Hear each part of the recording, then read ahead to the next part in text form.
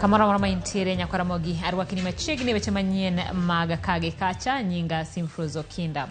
Kawachako ni jatend piny William Ruto oyango campaign ni Raila Odinga mar laro bedo jakom mar riwruok mar African Union Commission. Enyasi mano bage kar jot mar jatend piny boma Nairobi, jotend piny mopogore mane ochopo oyango siro Raila Odinga engweno motelo ne yiero mar dwe mar ariyo higa manyien. Jatend piny bende oyango jokanyo mabiro telo ne campaign no motingo jagoro Korir Sing'oei, Jambetre Elkana Odemba e kind joma moko.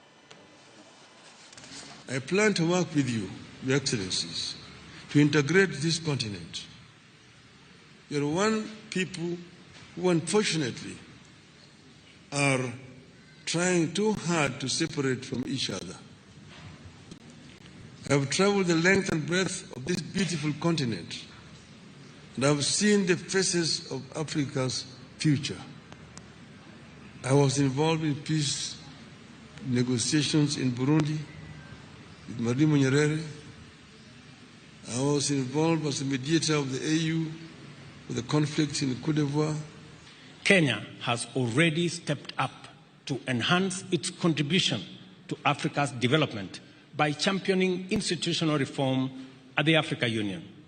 We believe that offering a highly qualified, experienced, and competent candidate to lead the African Union Commission is perfectly consistent with our commitment to the transformation of our continent through our institution of Pan-African unity. The Honorable Raila Odinga is a celebrated statesman whose longevity in leadership has been sustained by an unrelenting devotion to democratic change as the foundation of sustainable freedom and prosperity. Migawo mar somo wacho ni piny owacho koro chiwo omenda maromo bilion 13.5 ma biro konyo chulo sara mag jopuonj kaluwore kod winjruok mar dok e tich kata CBA mar hik omenda mar 2021-2025. Kolose e boma ma Naivasha, jatend migawo mar somo Julius Ogamba wacho ni ma en achiel kuom dwaro mar jopuonj manyochwalo ng'anyo margi ma koro oserocho chenro mag somo e skunde. Ogamba omedo ni sirikal tiyo matek mar twako riwruog jopuonj mar KUPPET mar chungo ng'anyo kendo winjo ywakgi. Olero negi e giko higa ni gibiro ndiko jopuonj duto mag JSS kendo pod gidhi nyime gi sundo piny owacho mar yudo omenda manyalo konyo ndiko jopuonj 46,000 e yo mongirore.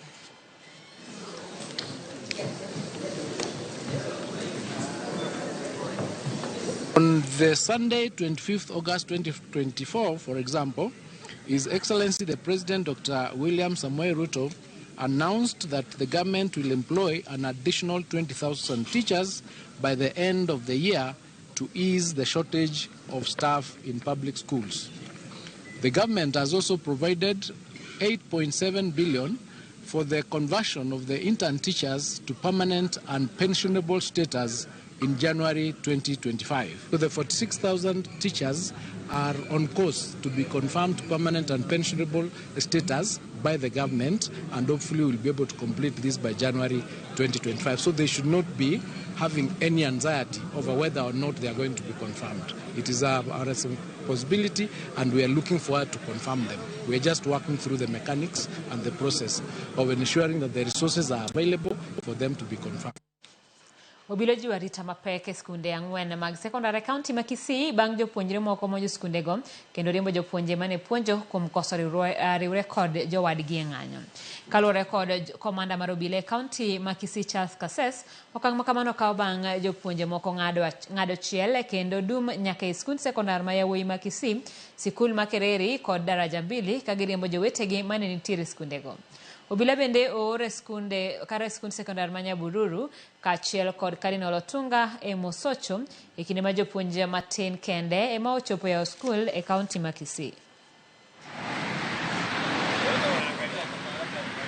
Wanafunzi wanaendelea kurudi shule lakini kwa idadi iliyo chini sana. Tunaogofea hata kama sisi wazazi kama watoto watafika shule wasikutane na walimu warudi. Lakini vile nimeona kwa leo kuna ile kitu walikuwa wanasema eti ni mgomo. Naona wanafunzi wajakuja vile ilikuwa hapo kitambo. Kuna upungufu kiasi, maana kuna uoga. Kama jana niliona mgomo ukiwa town hapa, walimu wakipiga kelele hapa na pale. hata waliingia mashule mengine wakaanza kufukuza walimu kutoka pale. So nikiangalia wanafunzi hawajalejea vile, wako chini na namba yao ya kutembea naona hawajakuja. Ikruok motelo ne limbe mar jatend piny Kenya William Ruto odiochieng' ma Kinya kaunti ma Migori oseketi kaluwore kod gavana ma Migori Ochilo Ayako. Ayako mane wuoyo kod jofwambo olero ni josiasa duto ma oyiere kaunti ma Migori wacho dhok achiel e kaunti kod limbe mar jatend piny William Ruto, komedo ni gintiere kod kwayo mathoth ma gibiro keto e nyim jatend piny Kenya e yor andika tarik 29 dwe mar dweni ka gibed kod romo e kaunti ma Kisumu. Ochilo mane oten kod jaod bura manyatike Tom Odege okwayo oganda e kaunti ma Migori mondo orwak jatend piny Kenya e kaunti no.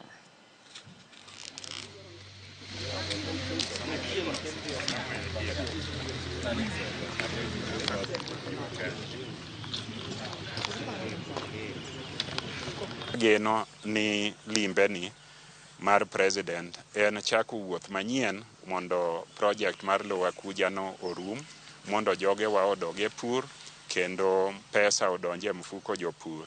Wan kaka county kamano osechakore, wan be wachako bedo gi chenro mar gero kar ochele ma iluongo ni rice processing mill, nikech koro wabro bedo gi mchele ma oromo.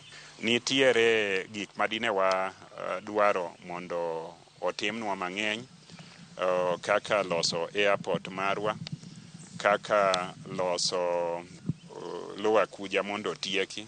Wan kaka jonyatiko jomero kwe, wan kaka jonyatiko jomero riwruok ewi magavana okwano gote. Nyalo mana wacho ni wan kaka jonyatike kamede ewi magavana wacho gote en ni jo sirikal mamalo no kawo lowo ma ji odakie to kete gaset ni en forest. Jowa modak kanyo ok osebedo gi thuolo ahinya nikech kidak e lowo mok mari to nyaka ibed ni tetni. Koro magi achiel kuom gik mwadwa kwaro rais mondo bi opog forest gi lowo ma jopiny odake mondo jopiny obed thuolo kata jo forest bodong' gi kargi mondo kik obenwa yware. Ted migawo mar omenda owacho ni piny owacho osechako keto kinge makare mag konyo geng'o luoko omenda e pacho ka. Matok yango ni piny Kenya na achiel kuom mago mosenyiso nyawo e timo nonro kendo chwalo achije maluoko pesa. Koloso e gwenge ma Diani kaunti ma Kwale, jagoro mogirore e migawo mar omenda Chris Kiptoo lero ni gisefwenyo moko kuom achiedh nade makelo digni e tieko chal makama. Omedo bende ni luoko pesa pod medo kelo wich bare e pinje mag Afrika kaluwore gi kwan mamalo mar jogo machiwo omenda ne jomaundu, gino moserocho chenro mag arita kwe. Tropical island destination to address the delegates PSL funding of AML/CFT risks and Namibia having been added to this list. It is further interesting to note that out of the countries in the grey list, a bulk of them are from the SAMLAC region in comparison to the other FSRBs. It begs the question and reflection as to what we are not doing right. Distinguished, we need to re-examine the ICRG listing criteria and processes and fine-tune the same thinking, taking into account the challenges faced by low-capacity countries, lest the process becomes counterproductive. Additionally, the listing criteria should strengthen the national anti-money laundering and counter-terrorism financing regimes for under-resourced countries. I am glad that both the FATF President and her Executive Secretary will be attending this session of the SAMLAC meetings, because I believe that's a good discussion to have. As that discussion lingers, I wish to reiterate that Kenya, having been grey-listed earlier this year, has committed to addressing the strategic deficiencies identified. I am personally committed as Principal Secretary of the National Treasury to fast-track the technical compliance deficiencies for Kenya. Apis jaod bura mar kaunti ma Homa Bay Joyce Osogo ka omakore gi duol ma ochung'ne jogo mani kod ng'ol mopogore e pacho ka National Council for Persons with Disability ochako chenro mar kawo nonro kod ndiko joma ong'ol e kaunti no mondo gibed ka ginyalo yudo kony ma sirikal chiwo ne joma ni kod ng'ol. Kaluwore gi kweno mane otim higa mar 2019, kaunti ma Homa Bay ni kod joma ong'ol mar 24,900. Kata kamano kwan no iwacho ni piny ka opim gi kwan jogo mani kod ng'ol mopogore e kaunti no. Chenro no ne ochaki e kar romo mar Kabunde e kar chung' od bura ma Homa Bay Town kendo biro dhi nyime e kuonde chung' ute buche 8 ma Homa Bay e juma ni mangima. Osogo wacho ni dwaro margi en neno ni jogo ma ong'ol e kaunti ma Homa Bay ondiki gi duol mochung' ne jogo mani kod ng'ol e pacho ka mondo gibed gi thuolo mar yudo kony mopogore. Begin registered under National Council for People Living with Disability. Wadwa ng'eyo ni to policy manitie ere kaka address chandruok kata limitation ma jowa gini godo e okang' makawuono. Number 2, wadwa ni certificates imiyo gi kawuono ma kawuono wakete internet kendo tich dhi mbele kendo forms omigi.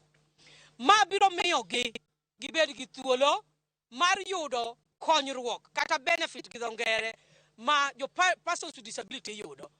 We have approximately statistic for persons with disability within Homa Bay County is 24,900.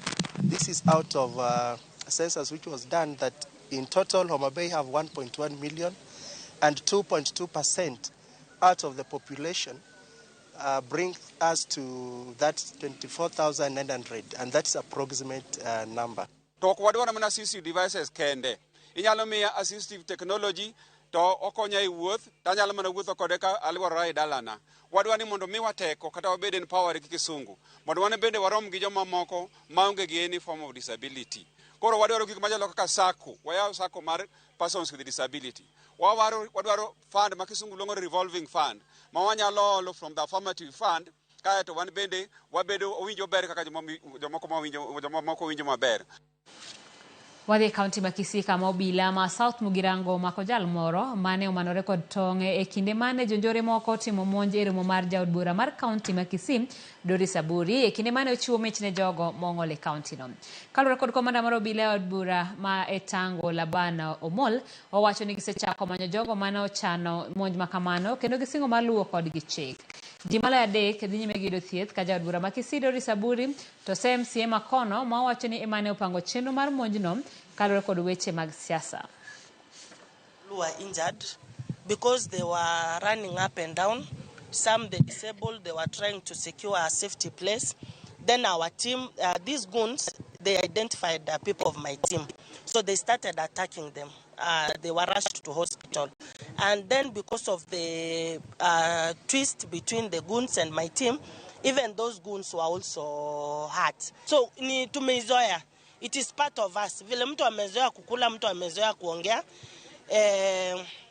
Goonism Kisii ndio iko hivyo. There are goons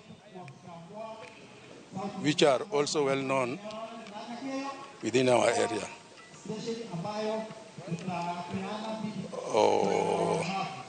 They came pulled down the tents, but we managed to arrest some who are now in the cells, pending to be charged before court.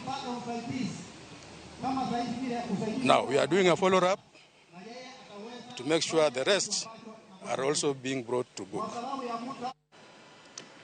Nyakoromo gimano ben makelo wegi komar weche manyien mag kagi kacha sapar gi dakika 13 thuolo en mar DJ Vic kachiel kod alange ne chenro mar ngoma wake. Erokamano kuom kawo thuolo mari mar budho kod we chenro ni.